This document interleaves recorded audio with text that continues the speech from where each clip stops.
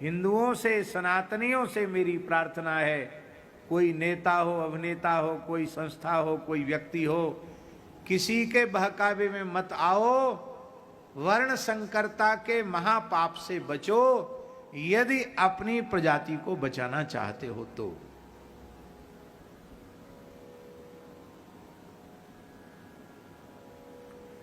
अंतरजातीय विवाहों का किसी भी अवस्था में समर्थन मत करो। धड़ल्ले से अंतरजातीय विवाह हो रहे हैं, और दिल्ली, बंबई, कलकत्ता में तो बहुत तेजी से हो रहे हैं।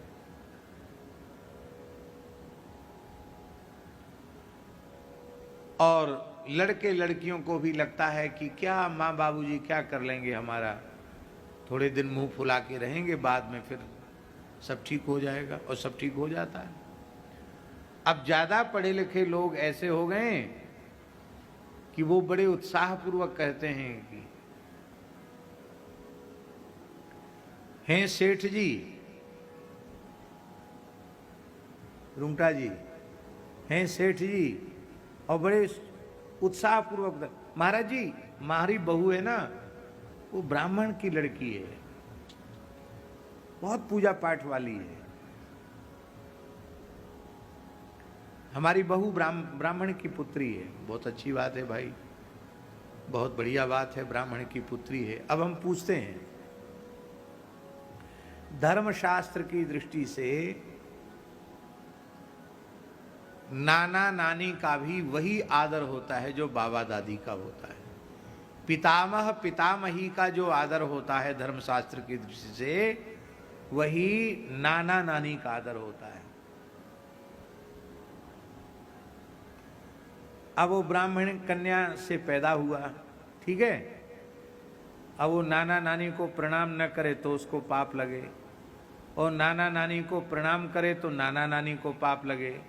ब्राह्मणी के गर्भ से उत्पन्न संतति से वो पैर छुआ रहा है।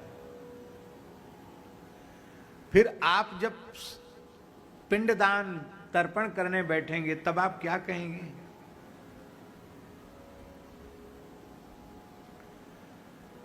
आप 1000 चिट्ठी लिख दो, पता गलत हो तो चिट्ठी पहुंचेगी नहीं। श्राद्ध कर्म की यही विशेषता है। श्राद्ध कर्म में बहुत सावधानी रखी जाती है, प्रमाद नहीं किया जाता है। ठीक ठीक नाम गोत्र उच्चारण करके तब पिंड दिया जाता है, तब वो जिसके निमित्त तक जलदान पिंडदान होता है उस तक वो पहुंचता है। वो किसी योनि में हो, किसी लोक में हो, उसी के आहार के रूप में वह पिंड उससे प्राप्त होता है। ऐसा हमारा धर्म, ऐसे हमारे धर्मशास्त्र कहते हैं। अब भागवत का महात्म्य ये है कि इस प्रकार से जो सब प्रकार से वर्ण संकरता को भी प्राप्त हो चुका है, ऐसा प्राणी भी भगवान की कथा सुने तो उसका कल्याण हो जाए। वो इस शरीर से न सुने, प्रेत देह से सुन ले तो भी कल्याण हो जाएगा। ये भगवान की कथा का महात्म्य है। इसलिए वर्ण संकरता अपने परिवारों में मत आने दो। कोई बेटा बेटी स्वेच्छाचार में प्रवृत्त होता है कि नहीं बाबूजी हम तो नहीं मानेंगे, तो ठीक है, हाथ जोड़ते हैं, देवी तुम्हारे पधारो, हम समझेंगे हमारी बेटी ही नहीं है, हमारा बेटा ही नहीं है, इतनी छाती कर्री करनी पड़ेगी।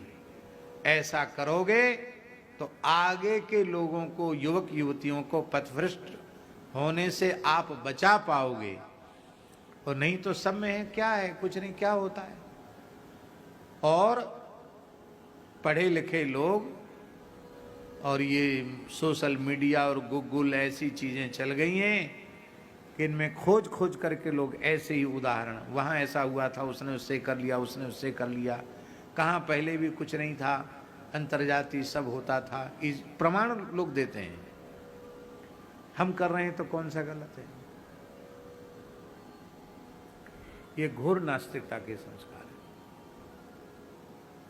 पाश्चात्य शिक्षा जिसमें धर्म, सदाचार और संस्कार के लिए कोई स्थान नहीं है, और इससे पूरी मानव जाति का संक्रमण हो रहा है। और ये संक्रमित हिंदू जाति अपने संक्रमण के दोष के कारण स्वयं ही नष्ट हो जाएगी। जो खरे खरे हैं, जिनमें वर्ण संकरता नहीं आई है, ऐसे जो लोग हैं, जो धर्मनिष्ठ हैं, सदाचारी हैं, गौ माता की उपासना करने वाले हैं, देवता गौ ब्राह्मण इन सब का आदर करने वाले हैं, ऐसे लोग ही बचेंगे। बाकी ये चाहे जितनी बड़ी भीड़ हो, जिनमें धर्म सदाचार नहीं है, वर्ण संकरता आ गई है, ये सब के सब नष्ट हो जाएंगे। और एक दो उदाहरण नहीं है, इसके सैकड़ों उदाहरण है। वर्ण संकरता के सैकड़ों उदाहरण है। अभी भी प्रत्यक्ष कितने उदाहरण आप खोजने से आपको मिल जाएंगे। वर्ण संकरता कुल का नाश करने वाली